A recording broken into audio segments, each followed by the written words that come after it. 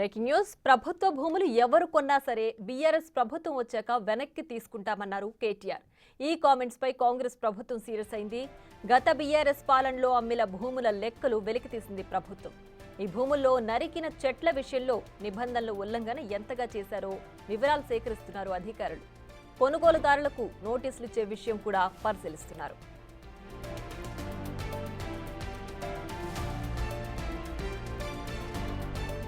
HCU భూములకు title ఇచ్చే విషయంపై పునరాలోచనలో పడ్డ ప్రభుత్వం కంచగచ్చబౌలి హెచ్సియు భూముల్లో ఇకో పార్క్, వన్యప్రాణుల సంరక్షణ కేంద్రం ఏర్పాటు చేసే యోచన చేస్తోంది.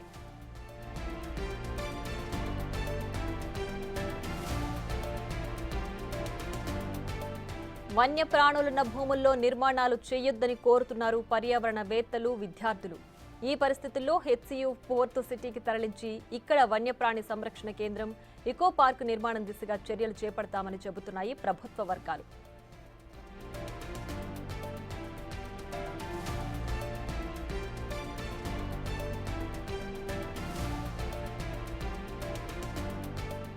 పదేళ్లలో 20,906 కోట్ల విలువైన భూములు అమ్మింది నాటి బీఆర్ఎస్ సర్కార్. వీటితో పాటు వేలాది కోట్ల విలువ చేసే 31,000 ఎకరాల అటవీ భూములను ఇతర పనులకు మళ్లించినట్లు గుర్తించారు అధికారులు. నాటి బీఆర్ఎస్ ప్రభుత్వం హైదరాబాద్లో విలువైన భూములను విచ్చలవిడిగా అమ్మినట్లు తేల్చారు అధికారులు. That 400 acres which this government is eyeing like a real estate broker, ఆ 400 ఎకరాలను ఎట్టి పరిస్థితుల్లో, ఇది కేసీఆర్ గారి మాట, మా పార్టీ మాట, మా పార్టీ తరఫున మేము మాటిస్తున్నాం, 3 ఏళ్లలో మేము ఖచ్చితంగా మళ్ళీ ప్రభుత్వంలోకి వస్తున్నాం. ప్రభుత్వంలోకి వచ్చిన తర్వాత మేము ఆ 400 ఎకరాలని మొత్తం హైదరాబాద్లో, మొత్తం తెలంగాణలోనే అతి పెద్ద ఈకో పార్క్గా ఏర్పాటు చేస్తాము. ఇప్పుడే నేను స్పష్టంగా చెప్తా ఉన్నా, ఈరోజు ఎవరైనా రేవంత్ రెడ్డి విసిరే బిస్కెట్లకు ఆశపడి, రేవంత్ రెడ్డి చెప్పే మాటలకు ఆశపడి ఆ ల్యాండ్ 1 ఇంచ్ ఎవరన్నా కొనుక్కున్నా మళ్ళీ కుండ బద్దలు కొట్టినట్టు చెప్తున్నా, మమ్మల్ని తర్వాత అనొద్దు. ఖచ్చితంగా ప్రతి ఇంచు తిరిగి వెనక్కి తీసుకుంటాము. ఒక అద్భుతమైన ఇకో పార్క్, ఎట్లా అయితే ఒక సెంట్రల్ పార్క్ ఉంటుందో మ్యాన్హాటన్లో, ఆ స్థాయిలో ఒక అద్భుతమైన ఇకో పార్కును హైదరాబాద్ ప్రజలకి గిఫ్ట్గా అందిస్తాము. హెచ్ఎండిఏ టీజీఐఏసీ ద్వారా 2014 నుంచి 2023 వరకు 811 ఎకరాల భూములను అమ్మినట్లు ఐడెంటిఫై చేశారు. దీని ద్వారా 20,906 కోట్ల రూపాయల ఆదాయాలను చేకూర్చుతున్నట్లు లెక్కలు బయటకు తీశారు అధికారులు.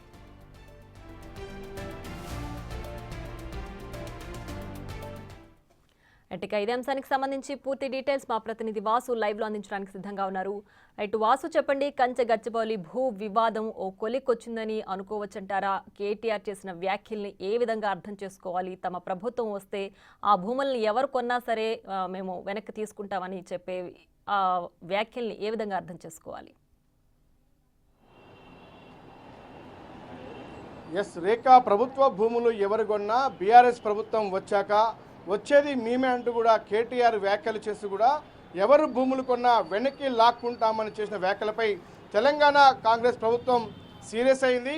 గత బీఆర్ఎస్ ప్రభుత్వ హయాంలో అసైన్డ్ భూములతో పాటు ప్రభుత్వ భూములు, అటవీ భూములు ఎన్ని ఎకరాలు కొల్లగొట్టారు, ఎన్ని వేల కోట్ల ఆదాయం సమకూర్చారు, ఎవరెవరికి కట్టబెట్టారన్న కోణం పైన తెలంగాణ ప్రభుత్వం ప్రస్తుతం దృష్టి సారించింది.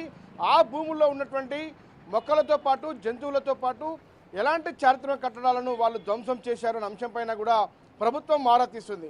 ఇటు టీజీఐఏసీతో పాటు హెచ్ఎండిఏ పరిధిలో ఉన్నటువంటి భూములకు సంబంధించి ఎన్ని వేల ఎకరాలు అటవీ భూములతో సంబంధించి కావచ్చు, మరోపక్క ప్రభుత్వ భూములు కావచ్చు, మరోపక్క ఈ అసైన్డ్ ల్యాండ్లకు సంబంధించి ఎన్ని భూములు అమ్మకాలు చేశారన్న అంశంపైన మొత్తం ఆరాధించే పనిలో తెలంగాణ ప్రభుత్వం పడింది. అయితే ఒకసారి హెచ్సియు భూముల టైటిల్ ఇచ్చే అంశానికి సంబంధించి కూడా పునరాలోచనలో ప్రస్తుతం తెలంగాణ ప్రభుత్వం ఉంది.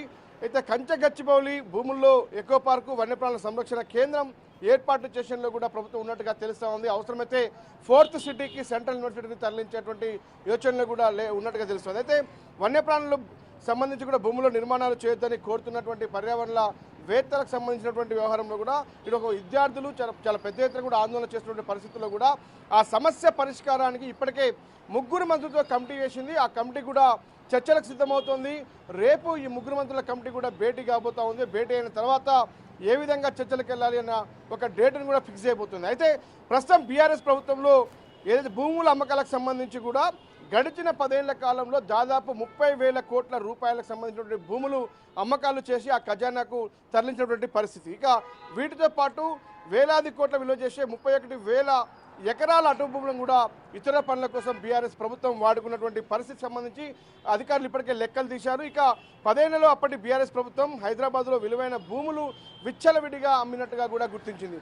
ఒకసారి మనం బీఆర్ఎస్ ప్రభుత్వం హెచ్ఎండిఏ పరిధిలో కూడా టీజీఐఏసీ పరిధిలో కూడా అమ్మినటువంటి భూములు చూసినట్టయితే 811 ఎకరాల భూములకు సంబంధించి 20,906 కోట్ల రూపాయల ఆదాయం సంపాదించినట్టుగా కూడా అధికారుల లెక్కల్లో తెలుస్తూ ఉంది.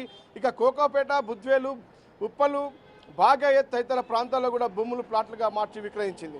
ఇక 2018, 2024 మధ్యకాలంలో బీఆర్ఎస్ పార్టీ ప్రభుత్వం హెచ్ఎండిఏ హైదరాబాద్తో పాటు ఉమ్మడి రంగారెడ్డి జిల్లాలో 160 ఎకరాల భూములు అమ్మి కూడా 11,875 కోట్ల రూపాయలు ఆదాయాన్ని కూడా రాబట్టేటువంటి పరిస్థితి. అయితే ఇవన్నీ కూడా లెక్కలు తీస్తున్నటువంటి ప్రభుత్వం ఏ ప్రాంతాల్లో భూములు అమ్మింది, ఎవరికి అమ్మింది, తద్వారా ఎవరికి లబ్ధి చేకూరింది, తద్వారా వన్యప్రాణులకు కావచ్చు, ఏదైతే వృక్షాలకు సంబంధించి ఎన్ని వృక్షాలు కొల్లగొట్టారన్న అంశంపైన కూడా పూర్తి స్థాయిలో ఎటువంటి భూములు అమ్మి తెలంగాణలో సంబంధించినటువంటి భూముల్ని ఏ విధంగా ఈ యొక్క వివిధ కంపెనీలకు కావచ్చు, అనేక రియల్ ఎస్టేట్ వ్యాపారులకు సంబంధించి కూడా భూములు కట్టబెట్టినటువంటి అంశానికి సంబంధించి తెలంగాణ రాష్ట్ర ప్రభుత్వం ప్రస్తుతం హెచ్ఎండిఏ నుంచి టీజీఐఏసీ నుంచి కూడా లెక్కలు తీసే పనిలో పడింది. ఆ లెక్కల్లో అనేక అంశాలు వెలుగు చూస్తూ ఉన్నాయి. ఇటీవల కాలంలో 400 ఎకరాల ప్రభుత్వ భూమికి సంబంధించి కూడా చదును చేస్తున్నటువంటి నేపథ్యంలో కావచ్చు, ఏదైతే టీజీఐఏసీకి అప్పగించినటువంటి నేపథ్యానికి సంబంధించి కూడా ఆ పనులు జరుగుతున్న నేపథ్యంలో బీఆర్ఎస్ పార్టీ చేస్తున్నటువంటి ఆరోపణలకు సంబంధించి చెక్ పెట్టే పనిలో ప్రస్తుతం కాంగ్రెస్ ప్రభుత్వం పడిందని చెప్పాలి. ఎందుకంటే విద్యార్థులను రెచ్చగొట్టే విధంగా కావచ్చు, ఇతర మేధావులను రెచ్చగొట్టే విధంగా కావచ్చు, సోషల్ మీడియాలో తప్పులు పోస్టులు చేస్తున్నటువంటి అంశానికి సంబంధించి కూడా చెక్ పెట్టలో పనిలో ప్రస్తుతం కాంగ్రెస్ ప్రభుత్వం ఉందనే చెప్పాలి. అయితే అవసరమైతే కూడా మరో 400 ఎకరాలతో పాటు మరో 1,600 ఎకరాల్లో కూడా ప్రపంచ స్థాయికి హైదరాబాద్ తలమానికంగా ఉండేటువంటి ఒక ఎకో పార్క్ నిర్మాణానికి ప్రభుత్వం యోచనలో ఉన్నట్టుగా తెలుస్తూ ఉంది. దాన్నే పర్యావరణ వ్యక్తులు కోరుతా ఉన్నారు, విద్యార్థులు కోరుతున్న నేపథ్యంలో కూడా విద్యార్థులతో చర్చలకు ఒక త్రిసభ్య మంత్రులతో కూడినటువంటి ఒక కమిటీ ఏర్పాటు చేసింది. ఆ కమిటీ త్వరలోనే రేపటి నుంచి ఆ చర్చలకు కూడా ఏ విధంగా ముందుకెళ్ళాలి, ఎవరితో ముందుగా చర్చలకు వెళ్ళాలి, అసలు ప్రభుత్వం దగ్గర ఉన్నటువంటి ప్రతిపాదన ఏంటి, అసలు ఆ భూముల లెక్కలేంటి, రికార్డ్స్ ఏంటి అన్నీ కూడా ఇప్పటికే రెవెన్యూ అధికారులతో పాటు ప్రభుత్వ సిఎస్తో కూడా భేటీ అయి కూడా లెక్కలు తీసిన పరిస్థితి. ఇక హైకోర్టులో, సుప్రీంకోర్టులో కూడా కేసులు పెండింగ్లో ఉన్నాయి, పలు ఆదేశాలు కూడా జారీ అయ్యాయి. ఈ నేపథ్యంలో ఎలాంటి నివేదికలు కోర్టులకు సమర్పించాలి, ఎలాంటి వివరణలు ఇవ్వాలి, ఒక పక్కన కోర్టులు ఇచ్చినటువంటి సూచనలను, ఆదేశాలను తూచా తప్పకుండా పాటిస్తూనే రాష్ట్రానికి మేలు జరిగే విధంగా ఏ విధంగా ముందుకు వెళ్ళాలన్న యోచనలో కాంగ్రెస్ ప్రభుత్వం ఉంది. దీనికి సంబంధించి కసరత్తు చేస్తూ ఉంది. రేపు ఒక కీలక అడుగు కూడా ముందు పడే అవకాశం ఉంది. రేపు మంత్రివర్గం కూడా భేటీ కాబోతోంది. అధికారులతో పాటు రెవెన్యూ అధికారులు, హెచ్ఎండి అధికారులు, టీజీఐఏసీ అధికారులతో కూడా భేటీ కాబోతున్నారు. ఆ భేటీ తర్వాత ఏ విధంగా ఈ హెచ్సీఏకి సంబంధించినటువంటి వివాదానికి ఫుల్ స్టాప్ పెట్టాలనే అంశంలో కాంగ్రెస్ ప్రభుత్వం ఉన్నట్టుగా తెలుస్తూ ఉంది.